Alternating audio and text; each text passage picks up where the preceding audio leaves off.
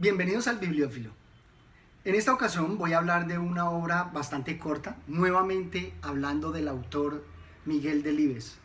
No es que me haya propuesto pasar por toda la obra de Miguel Delibes, pero realmente es muy encantador que las obras de él son muy cortas, muy concisas y aún así son muy emocionantes.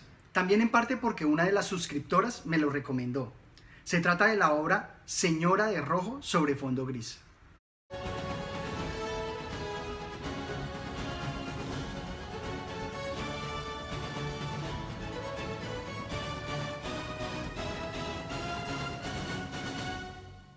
Lo primero que salta a la vista con la obra es el paralelo con las obras de arte. Precisamente el título de la obra nos muestra eso, que es como basado en un cuadro. Sin embargo, lo que más me parece expresivo y contundente es el estilo que utiliza. Para mí es como una gran y larga carta que él le escribe a su hija, contándole de los últimos momentos de su amada, lo cual indudablemente hace pensar que es autobiográfica. Y valoro mucho que él nos permita asistir a ese momento tan íntimo, a esos momentos que prácticamente son los últimos momentos de su amada, y nos permite asistir allí en primera fila. Y todo en la obra parece confabularse para hacerla grandiosa. Destaco muchísimo el que sea la señora de rojo en un fondo gris, porque pienso que también le hace ese homenaje a su amada, a su esposa, mostrándola cómo resalta con ese rojo a pesar del entorno gris, de todas las adversidades. Me parece encomiable. Y justamente para homenajearla nos dice lo siguiente: ¿que le sobraba talento para haber abordado una actividad más personal? No lo dudo, pero puedo asegurarte de que yo no la coaccioné para que no lo hiciera. Lo nuestro fue una especie de convenio tácito, con ciertas vacilaciones al principio, pero definitivamente implantado tras la medalla del Salón de Otoño. Este premio nos cambió la vida. Trajo consigo un despegue y una ampliación de horizontes que nos indujo a preocuparnos más de mi trabajo, nuestros hijos y nuestro dinero. Ella asumió esta tarea espontáneamente, sin imposición de nadie, y si yo no le pedí la gestión de nuestras cosas, tampoco consideré machista avenirme a que lo hiciera. La nuestra era una empresa de dos, uno producía y el otro administraba. En estas frases nos muestra cómo de verdad hacían equipo, y que eso es estar en pareja, armar y trabajar en equipo, hacer las cosas mancomunadamente. Sin embargo, aquí se ve como esa fuerza de homenaje, esa fuerza donde nos quiere destacar la figura de su amada en este simple epíteto. Así nomás nos lo dice. Entonces dijo esa gran verdad de que con su sola presencia aligeraba la pesadumbre de vivir. ¿Puede decirse de alguien algo más hermoso? Insisto que con esto está mostrando que precisamente ella a su alrededor irradiaba eso, aligeraba la pena de vivir. Sin importar de que ella sufriera sus penas, a todos se las hacía mucho más agradable. Qué gran descripción que hace de ella. Se nota ese amor. Y precisamente en todo lo que él nos cuenta quiero destacar esa fuerza expresiva. Al abrirnos su corazón nos está permitiendo asistir a eso, a cómo la función de la literatura no es solamente para entretener a los demás, también para el autor es descargarse de todas sus penas, es aligerar un poco la carga que hay en su alma, contándonos de ella.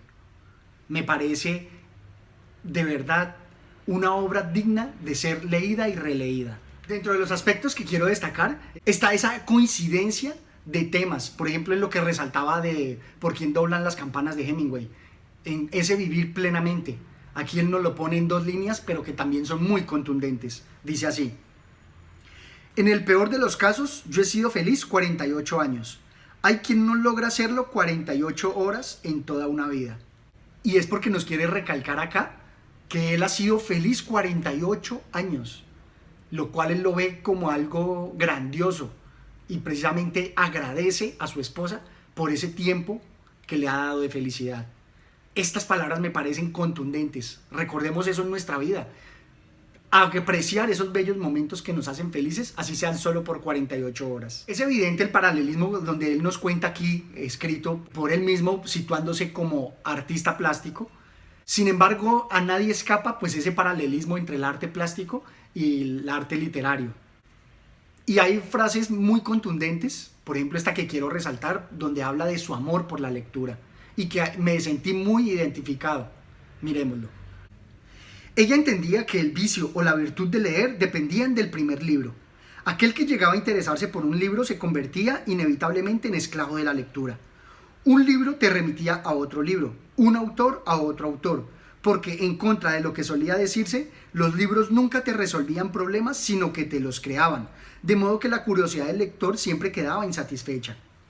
Y al apelar a otros títulos, iniciabas una cadena que ya no podía concluir sino con la muerte. Sentí avidez por la letra impresa y me la contagió. Fue ella la que me aproximó a los libros, a ciertos libros y a ciertos autores. En realidad me abrió las puertas de ese mundo. Qué palabras tan evocadoras, porque justamente con estos videos lo que trato de hacer es mostrarles esas palabras, lograr conquistarlos y llevarlos a esas obras. Y que a mí me ha pasado así como él lo cuenta. Un libro te lleva a otro libro, un autor a otro autor. Y así puede parecer repetitivo que ya esté pasando por tantas obras de Miguel Delibes. Pienso que es importante hablar de ellas, porque me generaron, me conmocionaron, me generaron muchas reflexiones. Y con esa conmoción es la que quiero compartir con ustedes. También quiero destacar la actitud que él toma frente a la muerte. Me parece muy importante porque, como les mencionaba, este escrito es para descargarse de esa pena, de ese duelo que él está haciendo. Miremos esta parte. Cuando alguien imprescindible se va de tu lado, vuelves los ojos a tu interior y no encuentras más que banalidad, porque los vivos, comparados con los muertos, resultamos insoportablemente banales. Es muy cierto, es lo mismo que la tristeza y la dicha.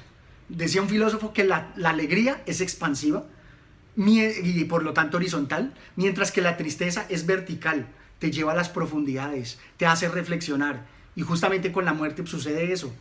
Y pensamos en los que no están con nosotros, llenándonos de pena, y esa pena nos hace pensar, reflexionar, nos lleva a honduras que nos hacen crecer también, porque al ser vertical no es solo hacia lo profundo, sino también hacia lo alto.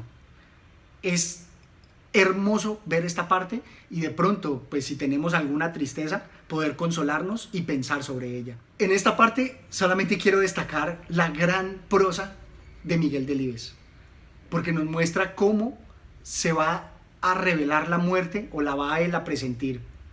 Es muy elocuente. Me hablaba por el lado derecho de la boca y yo captaba sus palabras por el oído izquierdo, mientras su ojo negro desorbitado me miraba fijamente sin la menor piedad. No le di explicaciones sobre el extraño fenómeno ni lo comenté con nadie, pero me dejó la amarga impresión de que lo que había visto a través de su pupila estancada era la sombra de la muerte. La obra nos va llevando a eso, nos va llevando a presentir el triste final, pero también es encomiable la forma como él, como artista literario, nos lo va a mostrar, nos lo va dando con pequeñas dosis. Otro aspecto que quiero destacar es cómo el autor, como toda obra literaria, también nos pone en un contexto político, en este caso con Franco de España. Dice así: su fe en que la vida de aquel hombre tenía un límite corto aumentaba por días, y como respondiendo a sus previsiones, por aquel entonces se encontraba enfermo. Mas aunque no eterno, aquel hombre lo parecía. Se restablecía una y otra vez, la ciencia no le dejaba morir, prevenía sus recaídas, las conjuraba y luego le enviaba a descansar al mar o a la montaña. Nos habla aquí de ese innombrable, similar al nuestro, en cómo nos dice él, permanecía allí, el eterno dictador, que parece no dar tregua al pueblo avasallado. Y más que aquí nos va a hablar de su hija que estuvo en la cárcel y por tanto se perdió de todos estos hechos. Y justamente aprovecha eso de contarle a su hija para armar esta gran carta, que es una carta sin ningún corte, sin subtítulos, sin títulos. Es una carta donde va a contar todo esto y va a reflejar tanto su situación familiar, el contexto político y, cómo no, su tragedia, la tragedia que nos muestra en el desenlace de su esposa. Sin embargo, también quiero resaltar aquí la enorme sinceridad que él nos plantea en sus escritos. En esto no puedo dejar de sentirme totalmente identificado, no porque yo sea un escritor, sino porque él nos destaca la parte egoísta que todos sentimos, esa parte en donde también vemos la pérdida del otro dentro de cómo nos perjudica en nuestro ser. Es este pasaje: se me envenenó el humor, despedía a los importunos sin miramientos, y si ella me preguntaba por qué me había vuelto tan hosco con la gente, yo callaba. porque no podía decirle que me enfurecía porque ella se estaba muriendo y nunca podría volver a pintar. ¿Era tal vez esto último el motivo de mi angustia? ¿De quién me compadecía entonces? ¿De ella o de mí?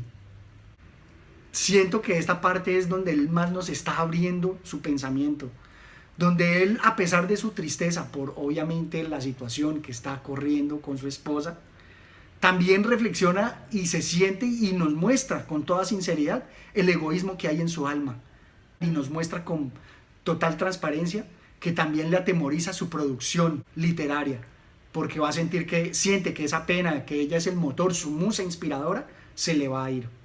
Esto me parece de verdad encomiable, evocador y sincero. Finalmente quiero terminar con una parte que me hizo volar la imaginación. Así como tenemos El olvido que seremos, que también trabaja sobre un poema, acá en esta pequeña carta también nos va a destacar un poema que me parece de enorme significado, y más para cuando tenemos un familiar enfermo. Miremoslo. Pero una tarde, al bajar del estudio, no oí música ni la encontré leyendo en la mecedora, aunque el libro seguía allí, abierto boca abajo sobre la mesita supletoria. Creyéndome solo, lo cogí y al volverlo me hirió el título del poema, Agonía, y casi mecánicamente pasé los ojos por los versos. Morir como las alondras sedientas en el espejismo, o como la codorniz, una vez atravesado el mar, en los primeros arbustos. Pero no vivir del lamento como un jilguero cegado. Y en la obra él nos va a desarrollar esta idea. Hay que prestar mucha atención a esa agonía y a cada una de las caracterizaciones de esa muerte, del desenlace de esa agonía, que puede ser explorando hacia el más allá, o puede ser en un espejismo, o en un largo lamento como el jilguero. Pienso que esta parte que él nos muestra aquí es de una ensoñación gigantesca, y que precisamente me hizo pensar también en la obra de Héctor Abad Faciolince. Es todo cuanto tenía por contarles y espero que se animen a leer la obra. Ante todo, pues doy gracias a la suscriptora que me lo recomendó y espero que todos dejen sus comentarios. Gracias.